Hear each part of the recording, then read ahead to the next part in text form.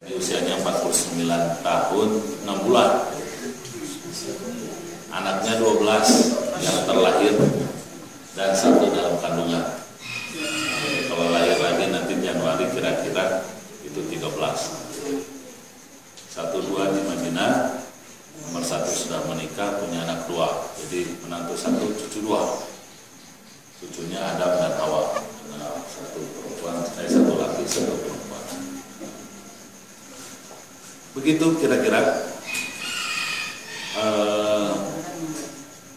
Kebahas apa kita sirot ya? Sampai apa kemarin?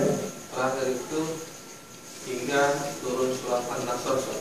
Oh. Jadi Al-Kafirun awal intimidasi akan berujung pada An-Nasr. Oh gitu. Oke. Nah, kalau singkat saya sampai Uhudnya selesai ya? Hah? Sudah selesai Uhud, berikutnya saya hanya perang-perang besar saja. Perang Badar menang. Perang Uhud menang juga. Perang Uhud itu menang juga. Secara ma'nawiyah naik, memuncak. Tapi saya secara ekonomi, secara harta kekayaan kaum muslimin semakin belangsak, semakin tidak punya. Bayangkan Badar itu kan lagi pada miskin, mau nyegat pasukan dagang Abu Sufyan, mudah-mudahan kan dapat duit. Abu Sufyannya selamat, malah disuruh perang. Tentu saja perang lebih menghabiskan dana, karena harusnya dia pulang, dia harus tunggu itu pasukan Abu Jahal dan kemudian perang. Alhamdulillahnya menang. Beberapa dana terganti dengan ghanimah, tapi ya habis ketika hampir-hampiran nggak bisa perang, tapi dipaksakan berhasil perang. Kira-kira begitu. Kita tahu bahwa Uhud itu merupakan revenge apa sih Bu? Balas dendam terhadap perang Badar, sehingga persiapan orang Quraisy itu lebih siap, senjata lebih banyak, pasukan lebih terlatih, logistik lebih dari cukup. Kenapa? Karena dari harta yang mau dicegat sama baginda Rasul itu tidak dibagikan, tetapi itu digunakan untuk dana perang. Jadi dana melimpah. Makanya mereka bisa menghadirkan 3.000 pasukan. Dan ya perang Uhud dengan segala peristiwa yang sudah kita bahas, mereka relatif menang. Cuman setelah mereka tahu bahwa Muhammad masih hidup, para sahabat utama masih hidup, mereka ada kekecewaan. Nah, karenanya secara mental menjadi jatuh. Itu nggak jadi masalah. Perang pertama karena sudah ada anggaran selesai. Perang kedua dibiayai dari kafilah dagang Abu Sufyan, selesai, tidak keluar duit lagi. Jadi duit nggak jadi masalah. Kehidupan ekonomi berjalan saja seperti biasa. Nggak ada masalah. Cuman mental berperang jatuh. Perang Uhud kalah, perang Badar kalah, perang Uhud nggak jadi menang, nggak gitu. Kalah sih kagak, cuma nggak jadi menang. Jadi mentalnya udah jatuh. Nah, kira-kira begitu. Sampailah kemudian ada sebuah peristiwa. Saya lupa lagi detailnya, nanti mungkin bisa dijelaskan saat saya detailnya. Jadi setelah perang Uhud ini ada berita satu kabilah, kalau nggak salah Bani Malik, tapi kalau salah mau dicari kebenarannya, berkirim surat kepada baginda Rasul dan mereka menyatakan diri masuk Islam. Karenanya mengundang Rasulullah atau para sahabat untuk mengajarkan Islam di sana. Dikirimlah oleh Rasulullah SAW sekian belas orang dari kalangan sahabat yang huffaz, yang hafal Quran. Berangkatlah itu utusan baginda Rasul untuk berdakwah ke kabilah tersebut, tetapi ternyata nasibnya berbeda. Sampai di sana bukannya diterima, didengarkan nasihatnya, tetapi ditangkapin dan dibunuhin. Sebetulnya mereka berbisnis. Jadi mereka nangkepin kemudian dijual ke orang Quraisy sebagai tawanan, tapi sebagian hanya terbunuh karena melawan. Diceritakan satu orang selamat. Dan kemudian pulanglah yang seorang ini ke Madinah. Di tengah perjalanan dia merasa ada yang nguntitin, ada yang nguntit. Dikiranya dari musuhnya ngejar. Ditunggu, akhirnya berhadapan, truk, tak. Dua orang itu terbunuh oleh sahabat.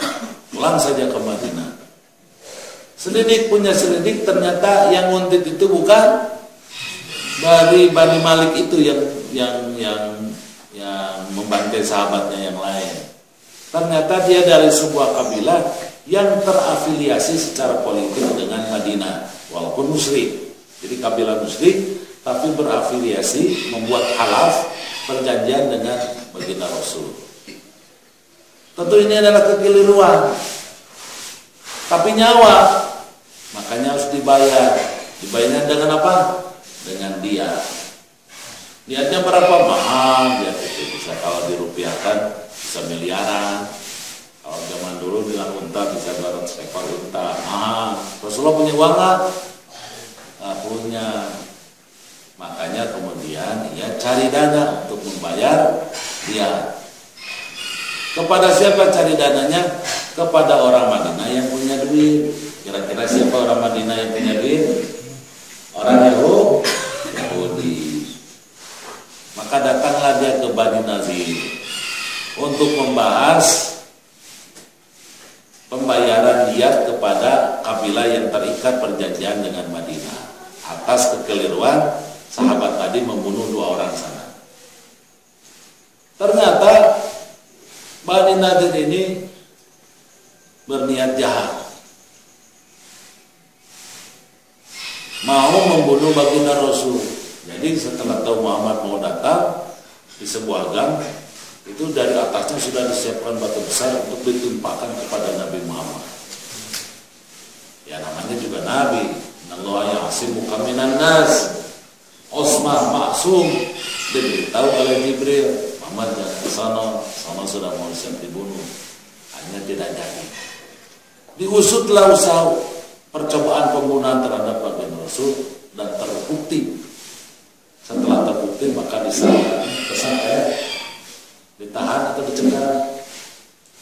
Terbukti, karena terbukti maka Bani Nadir ini adalah pelanggar terhadap perjanjian Mitat Madinah. Hanya besok harinya datang lagi baginda Rasul ke Bani Nadir tadi dengan pasukan penuh untuk membalas upaya pembunuhan kepada baginda Rasul. Tapi tidak jadi, diserbu oleh baginda Rasul karena dibela oleh siapa? Dibela oleh Abdullah bin Ubay bin Salul. Karena ada perjanjian mungkin, dan yang dibela kan sebelumnya sudah ada kejadian, masih ingat lu Pak? Masih kejadian Bani Kunainuko. Bani Kunainuko itu dibela juga oleh Abdullah bin Ubay bin Salul, sehingga bebas leluasa dideportasi dengan segala kekayaan. Bani Nadir juga sama. Atas pengalaman yang sebelumnya, maka untuk Bani Nadir ini tidak boleh membawa harta kekayaan, tidak boleh bawa korma, tidak boleh bawa emas dan perak, tidak boleh bawa senjata, kecuali beduk pondok mungkin ya untuk di perjalanan. Nah, Qatar boleh lah, takut di jalan ada tukang mahal gitu ya, kan masa nggak digerogotan dengan dikupas. Ya, mungkin pisau pendek buat Qatar beduk pondok silakan dibawa. Tapi kalau pedang panjang punyanya kapiten, nah itu tidak boleh dibawa. Tombak, perisai, baju besi itu tidak boleh. Kuda-kuda perang tidak diperbolehkan. Harta kekayaan juga tidak. Hanya unta untuk membawa orang dan beberapa perbekalan di jalan. Itulah kasus Bani Nadir. Ya, dan itu diabadikan secara lengkap di surat Al-Hasyr surat 59 ya. Itu disebutkan di sini. Dan akhirnya keluarlah Bani Nadir itu terusir tanpa membawa senjata harta kekayaan. Dia menjadi miskin terlunta-lunta. Sakit hatinya kepada Nabi Muhammad, sakit hati banget ya. Sebagian mereka ada tinggal di Bani Quraidah, sebagian besar mereka tinggal di Khaybar, ditampung oleh orang Khaybar. Dan rasa sakit Bani Nadir ini terus menggelora dan terus berusaha untuk melakukan pembalasan dendam, balas dendam kepada Bani Rasul. Kemudian dia melakukan pemetaan, mendahului sahabat sudah melakukan pemetaan, melakukan mapping, kemudian melakukan analisanya yang saya sebutkan tadi, bahwa orang Quraisy duit punya, tapi minta perangnya sudah jatuh karena Badar kalah, Uhud gak jadi menang, kalah sih nggak, cuma menang juga nggak. Dianalisa bahwa Rasulullah dan kaum muslimin memang semangat tinggi, tapi semangat tinggi tanpa modal juga nggak bisa apa-apa, karena tahu perang Badar menguras harta, Uhud betul-betul menghabiskan. Sampailah kemudian pada masa gagal panen di Madinah. Itu memperburuk keadaan. Karena gagal panen, biasanya panen itu di musim gugur setelah selesai musim panas. Karena kalau panennya sukses, itu musim gugur, itu lumbung makanan itu penuh. Karena gagal, musim gugur udah menipis. Setelah musim gugur, musim apa? Musim dingin.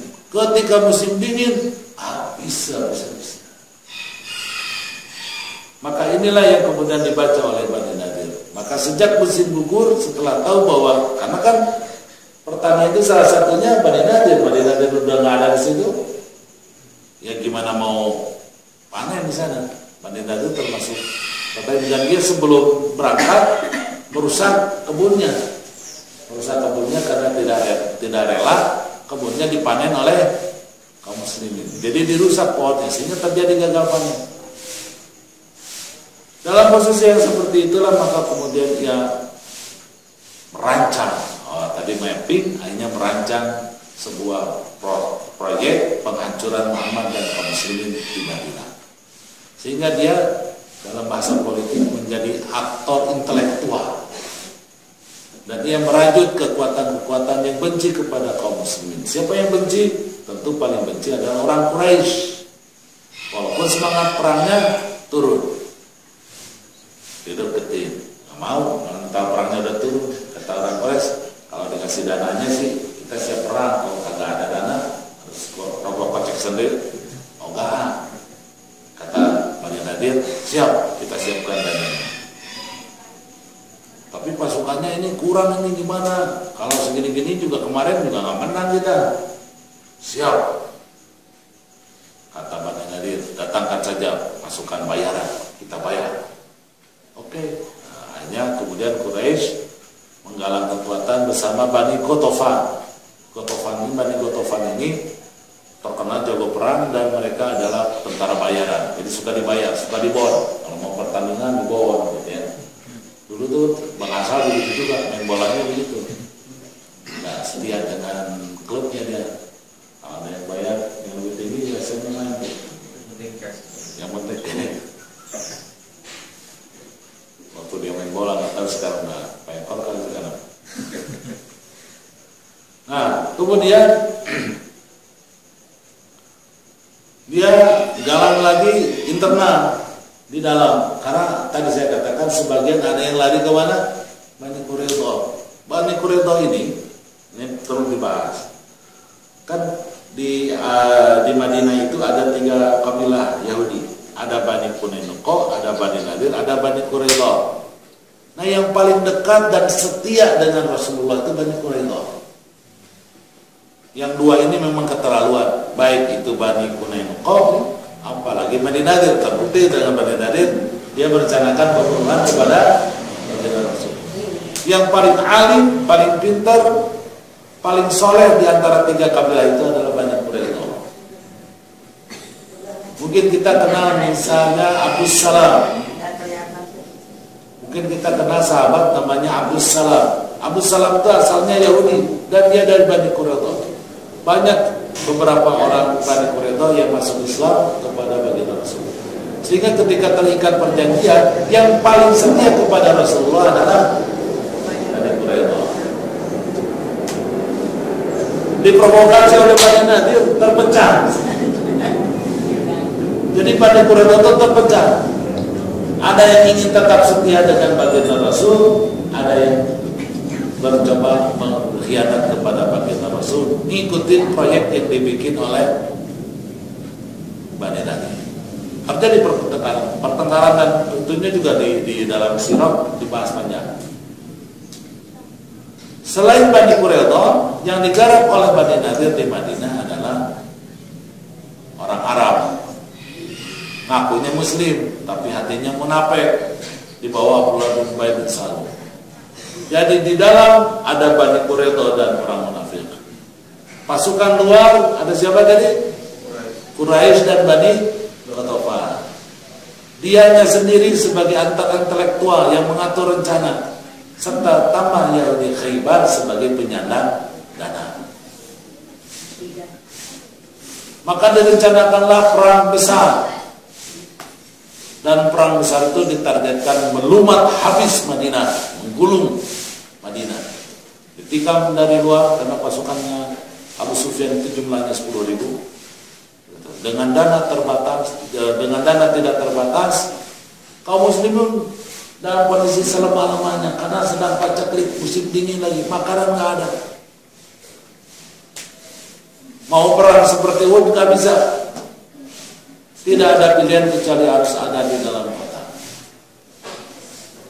Bisa terbayang ya, musim dingin mencekam, makanan nggak ada, mau sekarang puluhan ribu orang.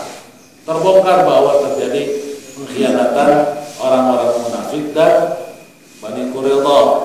Dana tahu tidak terbatas macor dari Bani Khaybar, dan semua itu diorganisasi, dirancang sedemikian rupa oleh Bani Nadir. Kira-kira begitu. Terjadilah peperangan tersebut pada tahun ke-5 Hijriah.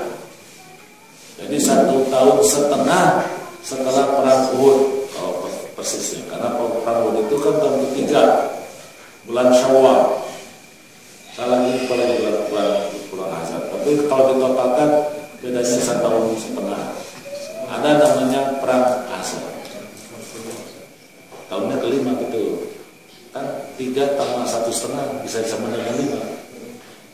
Karena kan waktu tahun ke-3 itu bulan Syawal. Bulan Syawal itu kan bulan 10. Jadi tahun ke-5 dari Hijriah. Mencekam. Udah habis dah riwayatnya kaum muslimin. Hanya berembuklah para sahabat. Sedang berebut sahabat begitu itu, ada ide menarik dari Salman Al-Farisi, yaitu membuat khandaq. Salman ini bukan orang Arab. Orang Arab itu perangnya, kalau bahasa Bang Asal itu open play, permainan terbuka. Itu orang Arab. Nah, ternyata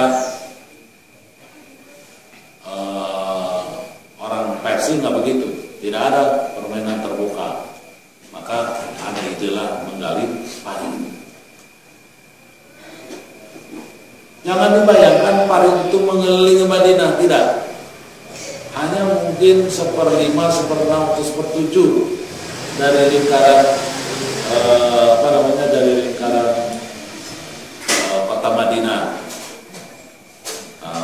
Si khandaq ini direncanakan diambil dari Gunung Salak. Jadi Gunung Salak itu sudah ada di sana.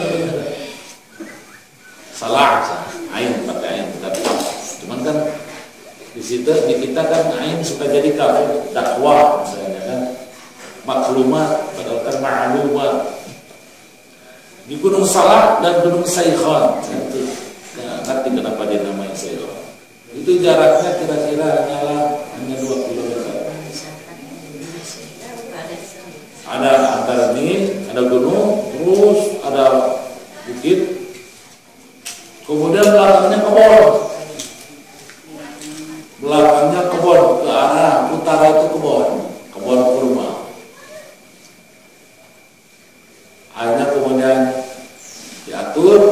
Itu digali paritnya, kemudian belakang hanya digunakan untuk hanya pakai patroli saja daurah, karena dia kobor. Dan ternyata di belakang itu juga ada yang disebut dengan autom. Autom itu jamak dari watom. Watom itu artinya bahasa kita apa ya? Cadangan makanan itu sebenarnya. Cadangan tempat menyimpan makanan itu lumbung. Ya. Ada lumbung. Tentu saja lumbungnya di atas, jadi pakai kayak di atas lah, jadi tidak di bawah. Mungkin karena takut tikus seperti binatang, sehingga lumbungnya disimpan di atas biar aman dari binatang, dari serangga, dari macam-macam, biar awet. Jadi lumbung. Nah, lumbungnya penuh nggak? Kalau itu lumbungnya penuh nggak? Kosong kan lagi pacakli. Jadi kosong lumbungnya. Nah, lumbung ini untuk mengantisipasi anak-anak dan perempuan diinapkan di lumbung. Ya. Bapak-bapaknya berhadapan dengan pasukan di dekat Khandaq. Nah, begitu. Itu strateginya. Tapi ini masuk musuh sudah bergerak. Paling belum digali. Akhirnya kerja bakti. Dalam sebuah riwayat disebutkan 12 hari. Ada yang mengatakan kurang 8 hari. Jadi memang ada beberapa, pokoknya mah waktu sebentar saja. Digalilah parit, bayangkan jaraknya tadi berapa? 2 kilometer. Lebarnya itu 6 meter. Kalau dikira-kira 6 meter. Dalamnya sama 6 meter juga. 6 kali 6 kali 2 kilo.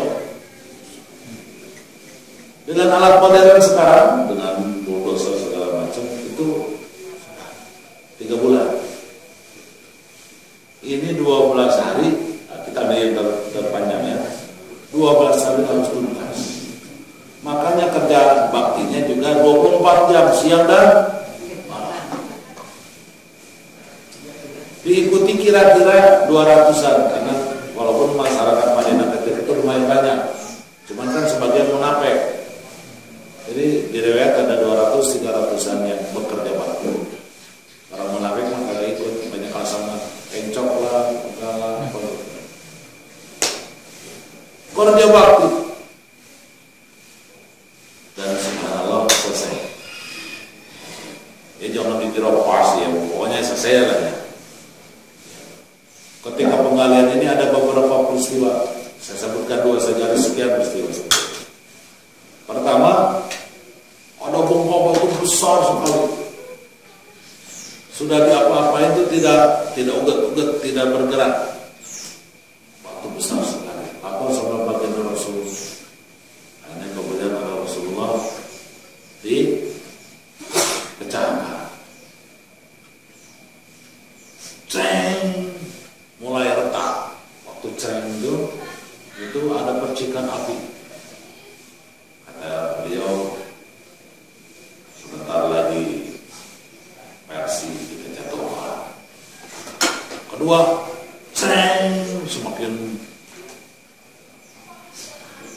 lapan lagi. Ketujuh abad lagi kita akan hancurkan Konstantinopel. Yang ketiga, waktu yang sama kita akan rebut Roma. Mana lagi kepepet, lagi susah, tapi optimismenya luar biasa. Dan terbukti di zaman Umar radhiyallahu anhu, setelah 2 tahun wafatnya Abu Bakar radhiyallahu anhu, pada tahun 14, 1 tahun berarti, 1 tahun setelah wafatnya Abu Bakar, tahun 14, itu 2 tahun. Tahun ke-15 Hijriah ada perang Qadisiyah dan takluklah Persia. Ya, terbunuh rajanya bernama Yazdajir.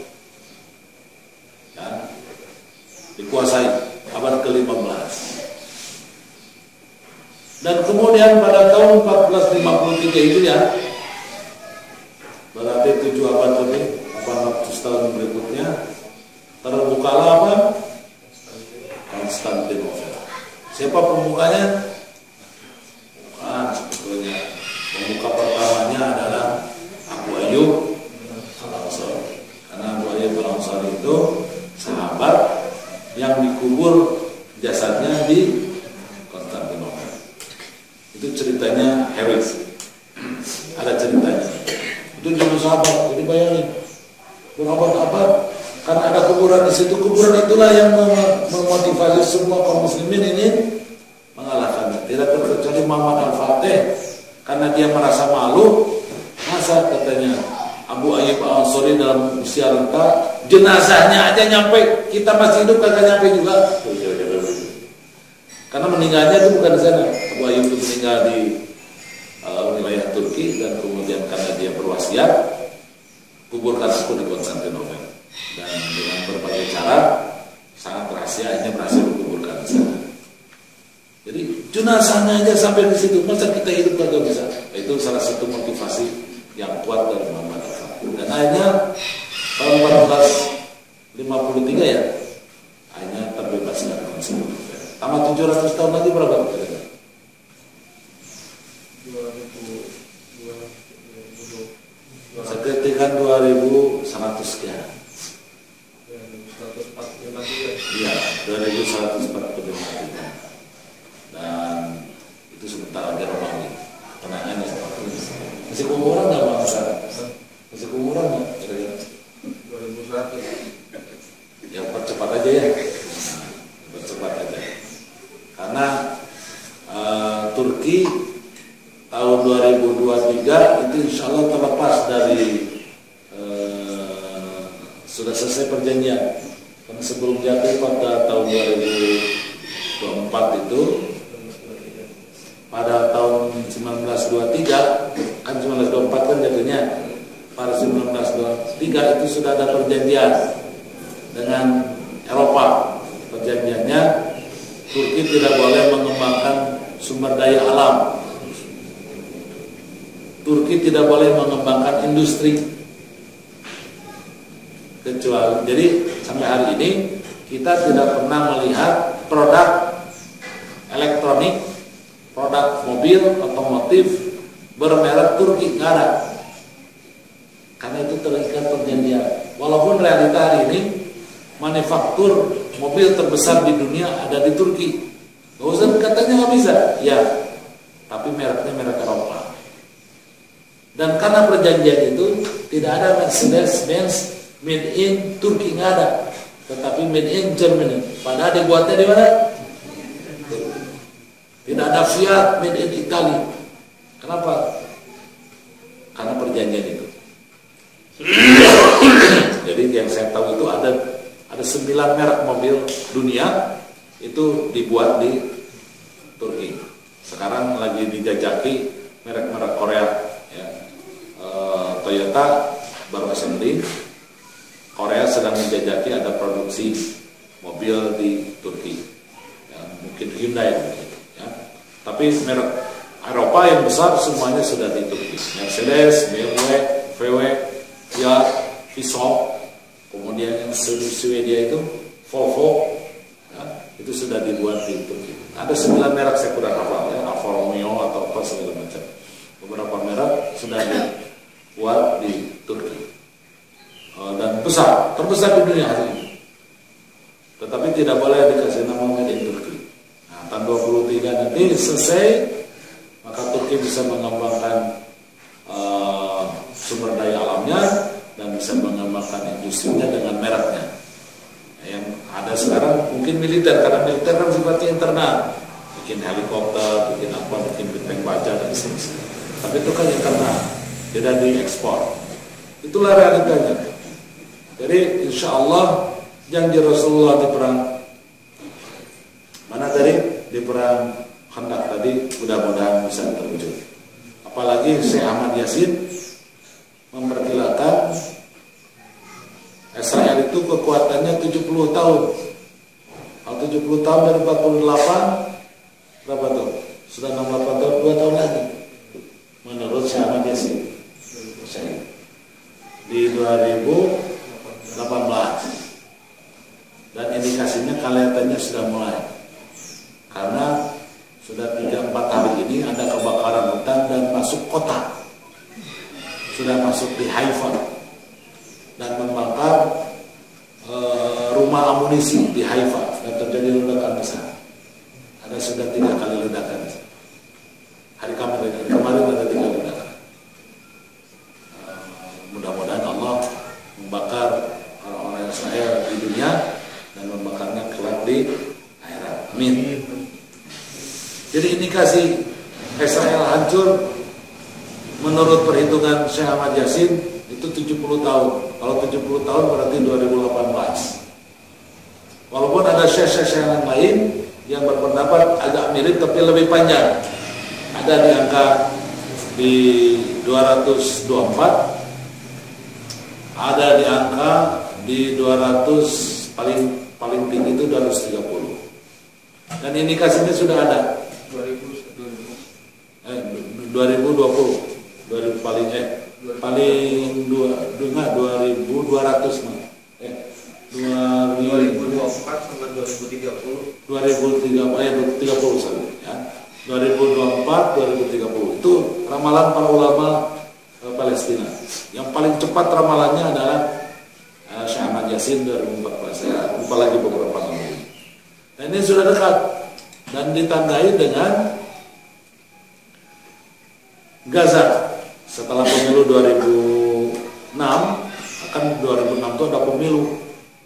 Hamas itu diperkirakan kalah, tahunnya menang 70% di seluruh wilayah Palestina, yaitu di Gaza dan bukan seluruh, di wilayah Gaza, di Gaza dan di tepi barat. Cuman tepi barat dilepas untuk membuat semacam komparasi bagaimana kalau Palestina itu dipimpin oleh kaum muslimin yang jujur, bagaimana oleh antek-antek Yahudi kira-kira.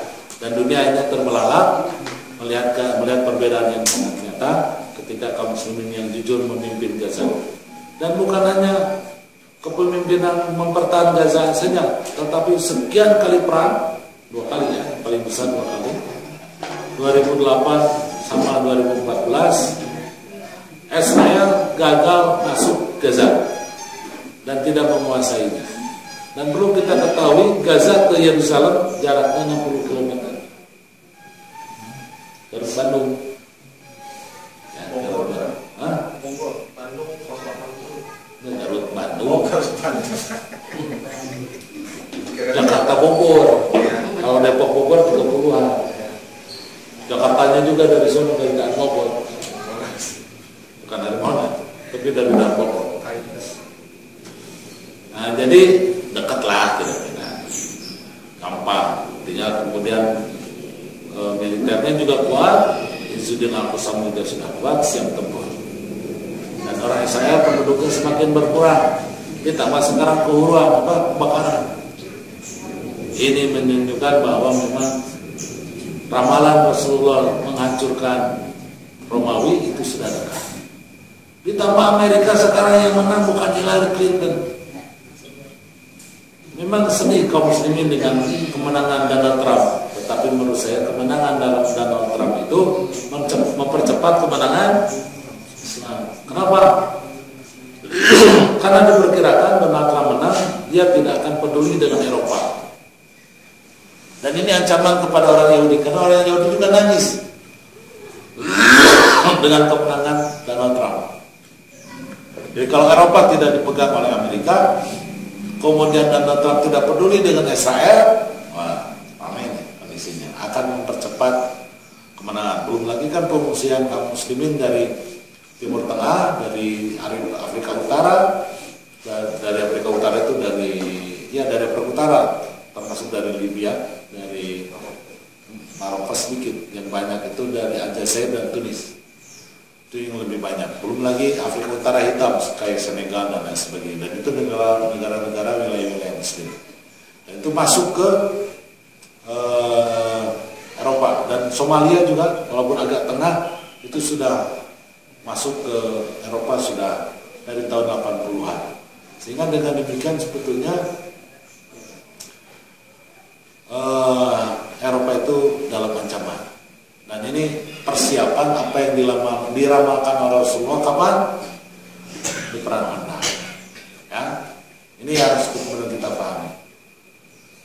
Peristiwa yang kedua yang ingin saya ceritakan adalah peristiwa yang dialami oleh Jabir bin Abdullah. Jadi Jabir lagi kerja bakti begitu datang ke rumah istirahat.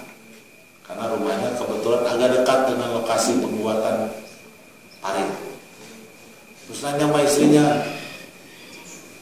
Pak Beb, Pak Penilai Beb, ya,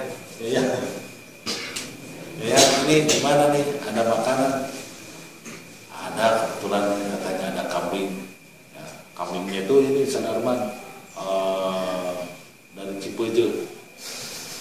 Kambingnya itu betik tuh, penek dagingnya kecil. Di Arab itu ada domba atau kambing seukuran anjing, sampai tuanya juga ukuran segitu kecil.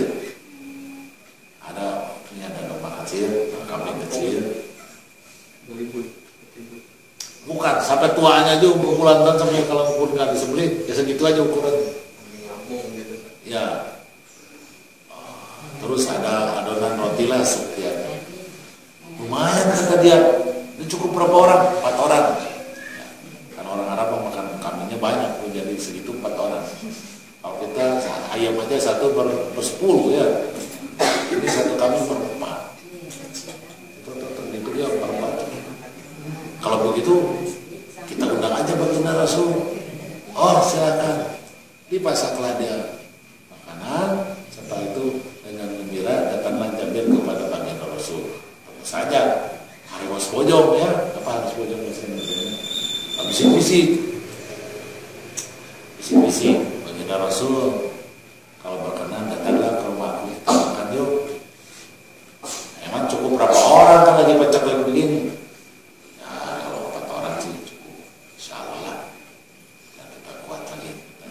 Oke, kamu pulang, kasih tahu sama istrimu, tinggalkan dia di panggangannya roti dan tinggalkan kambing di tungkunya sampai aku datang.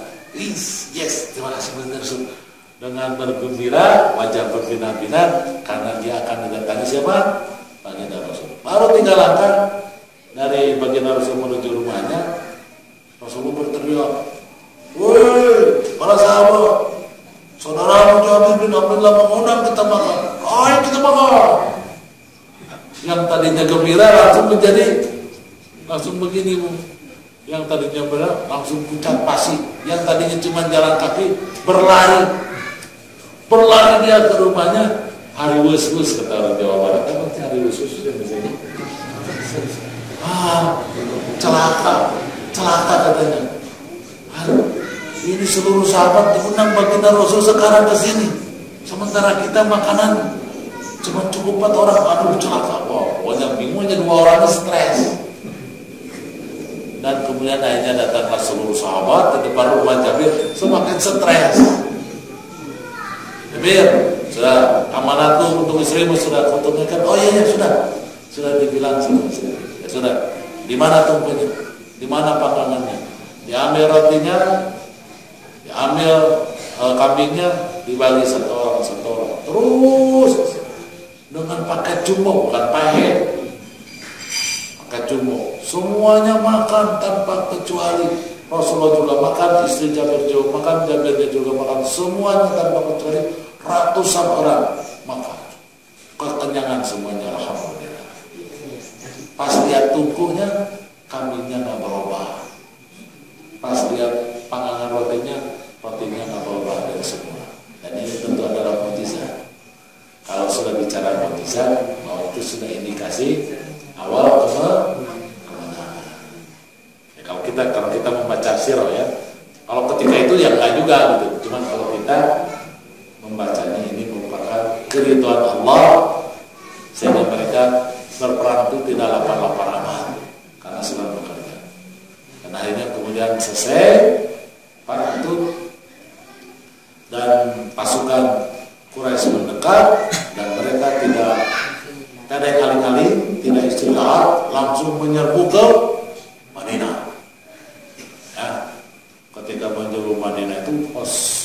dengan semangat 45, wah, akhirnya pas dilihat di depannya ada parit, kudanya berhenti semua. Ada parit, bengong semuanya. Aduh, gimana nih?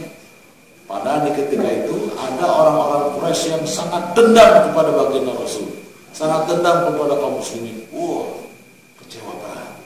Kita nggak bisa masuk. Akhirnya kemudian Abu Sufyan mendirikan perkemahan di mulut mulut kota Madinah, di mulut Khandaq. Ada beberapa orang saya katakan tadi yang dendam mencoba melintasi dan terbunuh. Ya, terbunuh, mencoba melintasi. Abu Sufyan melarang semuanya. Suasana tegang. Sehari, 2 hari, tegang sekali. Bani Quraidah juga bingung. Ini gimana kita mau bergerak? Gimana nih? Pasukan Quraisy belum juga masuk. Munafikin, ya wait and see.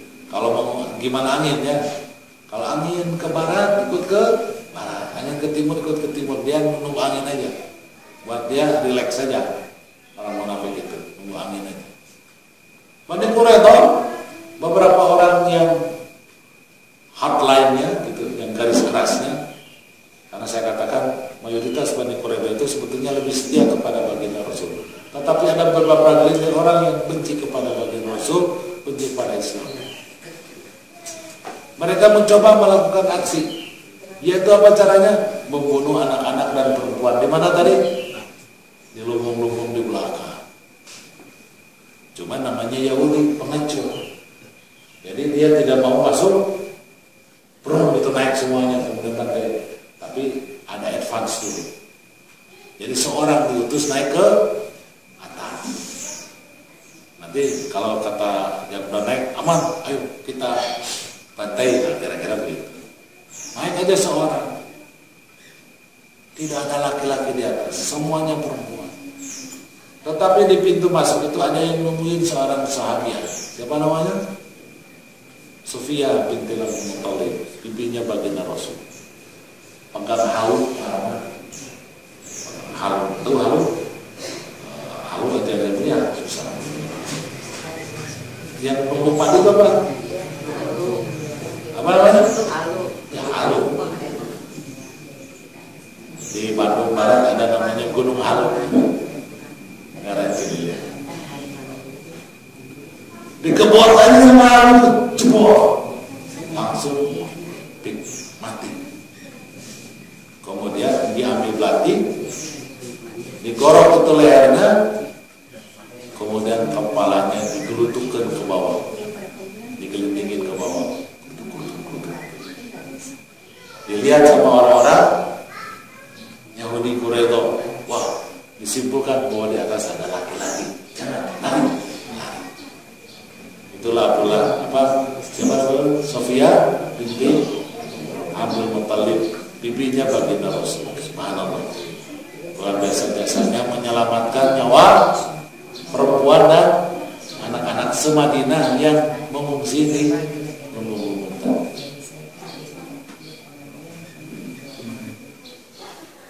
Sampai kemudian hari ketiga tiba-tiba ada seorang Quraisy yang berusaha menyeberang Khandaq, tapi menyerah. Kalau bahasa sekarang mungkin pakai bendera putih, cuma ketika itu saya nggak tahu lambang. Tapi yang dari sebelah sini tahu dia menyerah. Padahal dia tentara Quraisy. Namanya siapa? Nu'aim bin Mas'ud dan Mas'ud bin Nu'aim.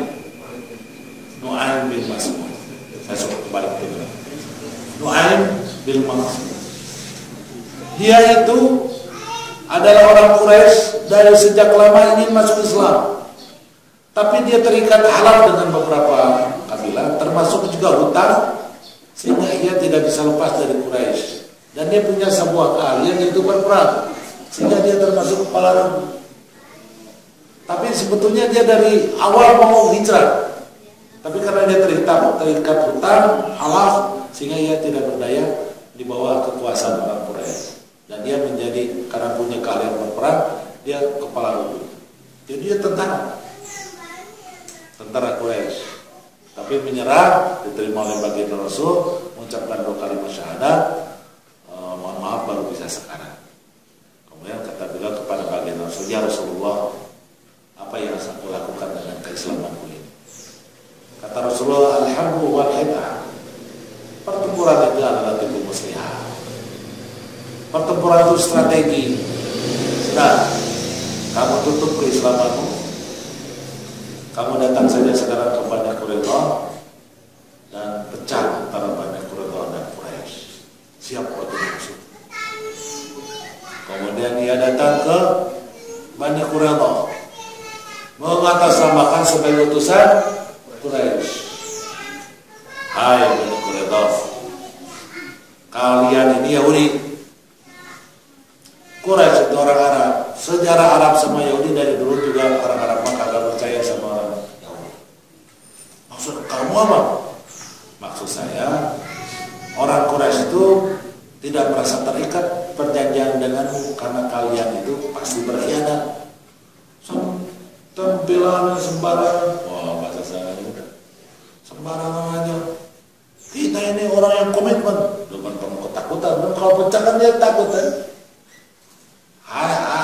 Habis ditakut-takut. Kata Quraisy, kata Sayyidina bin Mas'ud, kecuali kalau kamu menyerahkan beberapa orang tokoh kamu, baru orang Quraisy percaya. Tapi kalau kamu nggak memberikan tokoh-tokohmu, maka jangan harap Quraisy percaya sama kamu. Karena riwayatnya orang Arab sama Yahudi itu begitu.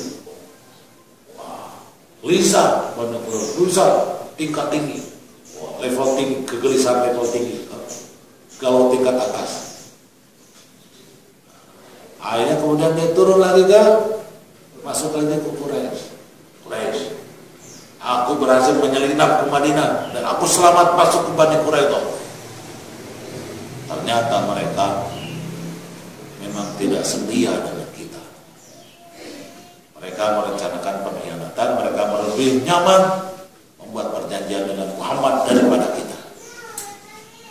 Apa usul kamu? Kata Abu Sufyan. Usul saya, kita lakukan pertemuan, kita ikat lagi pertemuan perjanjian baru dengan persyaratan baru. Apa yang kamu usulkan syaratnya? Syaratnya kalian orang Quraisy minta beberapa tokoh orang Bani Quraidah sebagai jaminan. Kalau itu tidak diberikan, berarti memang mereka pengkhianat. Begitu kata. Akhirnya kemudian dirancang pertemuan, terjadilah pertemuan rahasia Quraisy dengan Quraidah. Bagaimana hasilnya? Pecah. Hasilnya pecah. Ayo kita perbaharui perjanjian kita, kata Quraisy. Kata orang Quraisy, ya kami juga siap. Dalam hati tuh, ini udah kelihatan nih. Berarti memang orang Quraisy itu niatnya udah jahat aja nih. Oke, kita perbarui sebagaimana benar. Tapi kata orang Quraisy ada persyaratan baru. Kami mau menahan beberapa tokoh kalian. Benar nih kata yang lain. Udah kagak bisa. Pecahlah kongsi antara Quraisy dan Quraidah. Tuh urusan selesai. Nah kalau udah pecah begitu, bagaimana munafik? Ngikut aja kan munafik mah. Kalau udah pecah ya udah, sudah tidak ada ikatan. Kalau sudah Yahudinya pecah ya sudah tidak ada. Sudah hari keempat, hari kelima. Ini gimana nih? Belum terjadi apa-apa. Tiba-tiba Allah Subhanahu wa taala tiupkan angin puting beliung. Tetapi di campnya orang-orang Quraisy dengan batik Qadafandi mulut di mulut Khandaq. Kuda lari kabur, api mati, tungku-tungku berantakan, panci-panci terguling, makanan tumpah, kemah juga terserabut, gelap gulita. Itu siang hari sampai malam udah maghrib gelap gulita karena api udah nggak ada lagi, gelap. Di saat gelap begitu Rasulullah nggak bisa lihat kan, dan nggak tahu ini mau apa nih pasukan yang ada banyak begitu puluhan ribu ada di sebelah sana. Maka diutuslah oleh beliau siapa? Hudzaifah bin Yaman untuk melakukan penelitian ke sana. Hudzaifah bin Yaman itu badannya kecil, ringan, dan pandai mendaki. Mungkin dulu kalau ada panjat tebing dia ikut juara. Badannya ringan.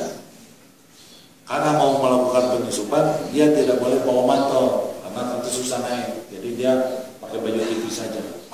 Musim dingin, kebayang dinginnya kan. Dia bawa senjata, ketika itu bawa panah. Tapi amanatnya jangan kamu membunuh siapapun. Kamu tugasnya ke sana dengan lihat situasi, dengan pembicaraan mereka, kamu sama aku, kata bagian. Hanya tugas itu dilaksanakan satu sisa. Dia turun ke parit, kemudian naik lagi masuk ke pasukan sana, kelab gulita. Ketika itu karena matanya tajam, dia lihat Abu Sufyan. Abu Sufyan ini panah, dia udah keluarin anak panah, tapi dia ingat amanat Rasulullah tidak boleh membunuh. Hanya tidak. Dia dengar. Pas begitu dia deketin Abu Sufyan, tiba-tiba Abu Sufyan memerintahkan, siap, kepala rubuh, kumpul, kita rapat, briefing. Kumpullah kepala rubuh, menghadap ke Abu Sufyan, dan kemudian Hudzaifah masuk. Cuma harus ingat, Abu Sufyan ini orang pintar. Dia juga awas, ini ngomong gelap begini nggak kelihatan, takut ada musuh di sini. Setiap orang sebutkan namanya dan kenali kiri dan kanan kalian. Abu Sufyan langsung kias. Wah gimana nih? Tapi namanya Hudzaifah, lebih pintar ternyata dari Abu Sufyan. Akhirnya dia nanya, kamu siapa nama? Kamu siapa nama? Terus saja nanya aja, sehingga orang nggak ada yang sempat nanya dia siapa namanya. Ketika dites, pas dia tes, dia hafal semua orang yang ada di sini. Alhamdulillah salah. Ternyata Abu Sufyan membuat keputusan. Karena pasukan kita sudah lama di sini, pada kesal, kuda sebagian pada lari, makanan pada hancur, rusak, tungku panci pada depan, kemah juga beberapa rusak. Keputusannya kita besok pulang. Kita hentikan peperangan. Kemudian akhirnya Hudzaifah setelah itu bubar, Hudzaifah kembali lagi ke Madinah melalui parit itu dan langsung ke kemahnya baginda Rasul. Ditemukan baginda Rasul sedang qiyamul. Bagaimana Abu Sufyan, Abu Hudzaifah menggigil kedinginan. Kenapa menggigil kedinginan? Iya tadi kan nggak pakai mantel kesononya. Ya udah semakin malam semakin dingin menggigil. Lagi mau bagian Rasul menggigil. Rasulullah mundur sedikit dari tempat dia sholatnya dan dia pakai mantelnya ditutupkan kepada Hudzaifah sampai selesai sholat mulai. Setelah selesai mulai baru ditanya gimana hasilnya? Dinyatakan pulang. Maka dengan demikian perang Khaybar ini, perang Ahzab ini, perang Khandaq ini dimenangkan oleh baginda Rasul. Ada 3 kemenangan atau ada 3 penyebab kemenangan. Yang pertama adalah Khandaqnya, sehingga pasukan Quraisy dan Ghatafan tidak bisa masuk dari depan. Yang kedua, terputusnya perjanjian Quraidah dengan Quraisy. Dan yang ketiga, angin beliung yang Allah turunkan menghancurkan pasukan Quraisy. Akhirnya kemudian menang. Dan baginda Rasul dengan kemenangan Khandaq itu mengatakan begini, dahulu kita kalah, dahulu kita selalu diserang, mulai besok dan seterusnya hatta yaumul qiyamah kita menyerah. Ini kata bahasa. Jadi kita tidak boleh defensif, apalagi menang. Kita harus maju dan menang. Nanti kaitannya dengan sejarah Islam modern ini ada kaitan. Dan bagaimana kita menyikapi peperangan dengan orang kafir itu dari pernyataan Rasulullah. Dahulu kita selalu diserang, mulai besok sampai dengan yaumul qiyamah umat Islam itu harus menyerah. Selama baginda Rasul tidak pernah diserang lagi. Dan seluruhnya adalah ofensif dan dilakukan oleh sahabat radhiyallahu di zaman Khulafaur Rasyidin, dilakukan oleh Bani Umayyah, dilakukan oleh Bani Abbasiyah. Islam tidak pernah berhenti, terus maju merangsek kemana-mana. Dan ini merupakan kekuatan yang luar biasa. Padahal secara materi kekayaan kaum muslimin semakin miskin, semakin miskin. Badar miskin, Uhud lebih miskin, Khandaq jauh lebih miskin lagi. Walaupun begitu dana tetap keluar. Penderitaan rasa lapar semakin hebat. Oleh karena itu maka harta kekayaan tetap menjadi bagian tak terpisah dari kemenangan, tetapi bukan satu-satunya alat. Tetapi yang lebih penting adalah memiliki semangat. Makanya di sini bagi kaum muslimin tidak hanya memiliki apa yang disebut dengan life skill, tetapi juga memiliki apa? Survival skill. Makanya Pak Isa beberapa waktu lalu datang ke gunung, mengikuti survival. Ya, ini harus dilatih. Karena bagaimanapun kaum muslimin, tapi survival itu yang dimaksud itu semangat survival. Jadi kita tidak takut, tidak menjadi wahan, tidak hubbu dunya wa karahiyatul maut. Nah, ketika wahan itu tidak ada, kekayaan itu datang dengan sendirinya. Ada sebuah doa bagaimana? Allahumma ja'al hammi al-akhirah. Itu ternyata ada hadis sahih. Ya Allah, jadikanlah obsesiku dalam akhirat.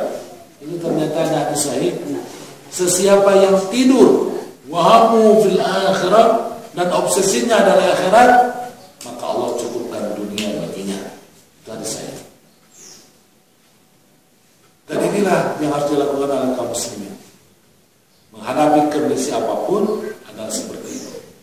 Makanya 4 November yang lalu, dan insya Allah akan ada aksi berikutnya 2/12 ya, bulan hari Jumat yang akan datang. Itu harus tidak boleh menggentarkan kita, karena sekali lagi kurang apa itu orang Quraisy, gitu kira-kira ya. Kurang apa itu orang Quraisy? Badar kalah, Uhud kalah, Khandaq juga kalah. Kurang apa mereka? Bala bantuan punya, jaringan punya, duit banyak, tentara terlatih banyak juga jumlahnya, tetapi semuanya nanti di hadapan semangat Islam, di hadapan orang-orang yang bersabar melakukan perlawanan. Karena sekali lagi